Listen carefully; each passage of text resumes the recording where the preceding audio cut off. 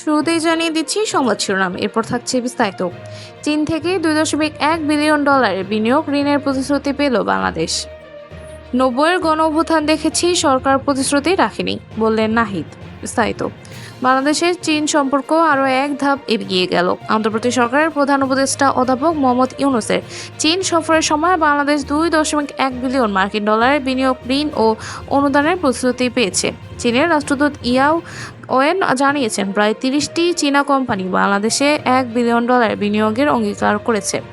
এছাড়া মোংলা বন্দর আধুনিকীকরণের জন্য $400 মিলিয়ন, বিশেষ চীনা শিল্প অর্থনৈতিক অঞ্চলের উন্নয়নে $350 মিলিয়ন এবং প্রযুক্তিগত সহায়তা হিসেবে আরও $150 মিলিয়ন বরাদ্দের পরিকল্পনা করেছে চীন। প্রধান উপদেষ্টা সফরে চীন প্রেসিডেন্ট শি জিনপিংকে বাংলাদেশের চীনা বেসরকারি কোম্পানিগুলোকে বিনিয়োগ উৎসাহিত করতে অনুরোধ জানানো হয়। আশিক চৌধুরী জানিয়েছেন, বাংলাদেশের বিনিয়োগের ব্যাপারে চীনা কোম্পানিগুলোর ইতিবাচক সাড়া পাওয়া গেছে। বিশেষ করে উন্নত টেক্সটাইল, ওষুধ শিল্প, হালকা প্রকৌশল ও নবায়নযোগ্য জ্বালানি খাতে চীনা বিনিয়োগ আকৃষ্ট করতে কাজ করছে বাংলাদেশ। এই বিনিয়োগ বাংলাদেশের অর্থনীতিতে নতুন মাত্রা যোগ করবে বলে আশা করা হচ্ছে।